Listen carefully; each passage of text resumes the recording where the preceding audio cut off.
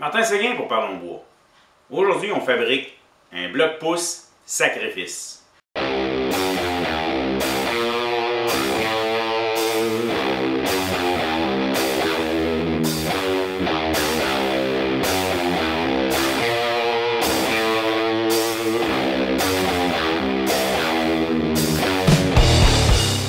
Et vous est-il déjà arrivé de devoir couper une planche tellement mince que vous le savez que votre bloc-pouce que vous aimez énormément, ben il ne passera pas et il va partir en mille éclats.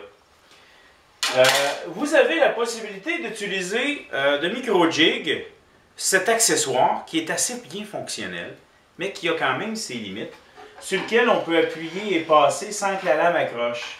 Dans mon cas ici, la lame, elle accrochait. Ce qu'on se fait dans ce temps-là, c'est un bloc-pouce en bois qu'on accepte que le fond se fasse couper.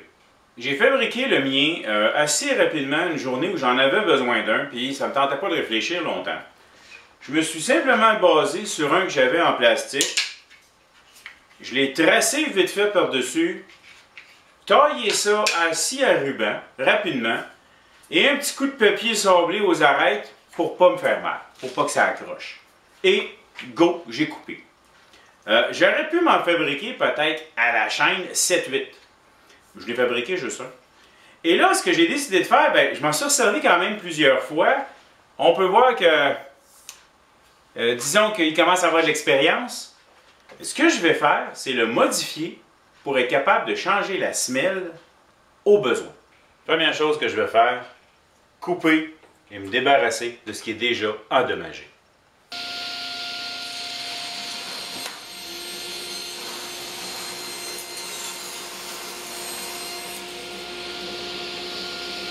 J'ai une planche sensiblement de la même épaisseur. Dans mon cas, c'est du 3/4 de pouce, 19 mm. Et là, ce que je vais faire, c'est couper une petite planche là-dedans. Et devinez quoi? J'en aurais besoin pour le faire. Fait que je vais m'assurer de couper au moins de l'épaisseur des blocs-pouces que j'ai déjà. Je vais me préparer des petites lisières d'avance. Ça peut être pratique pour le futur. Je vais justement utiliser le gripper que je vous ai montré tantôt. C'est à peu près tout ce que j'ai qui fait bien la job.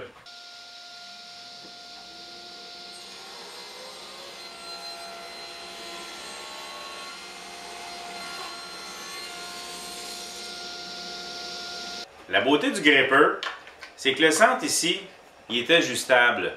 Donc, vous pouvez le tasser sur le côté qui vous correspond le mieux. Vous pouvez voir que moi, j'ai déjà accroché avec la lame. Malgré tout, c'est une erreur de manœuvre de ma part.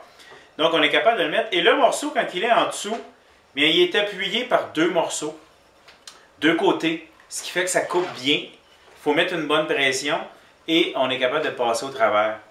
Ce qui manque au gripper, c'est un petit quelque chose derrière qui pourrait pousser en même temps. Quand on pousse ici, là, que ça accroche derrière pour être sûr que notre morceau reste bien. C'est comme ça que je fabrique mon bloc-pouce sacrifice. Le morceau que je me suis fabriqué est plus long que mon besoin. Je coupe, puis je conserve mon petit bloc. Le petit bloc qu'on vient de couper, on le colle en dessous. Bien attention, là. Les deux morceaux qu'on va fixer, le petit bloc et le gros sur mon bloc-pouce, mais pas ça avec des clous, avec des vis, là.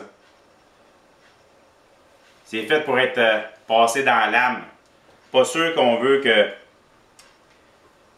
notre lame accoupe nos clous ou nos vis. Toujours dur de coller des petits morceaux.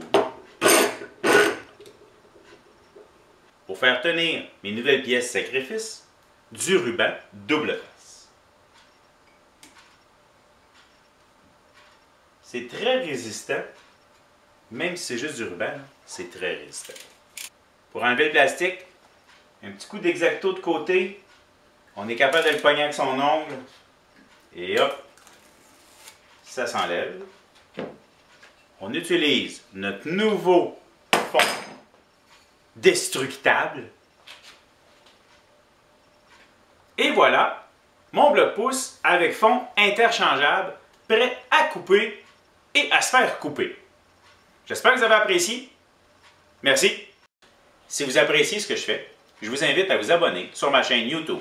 C'est le bouton s'abonner dans le bas de l'écran. Vous pouvez également me suivre sur ma page Parlons Bois sur Facebook.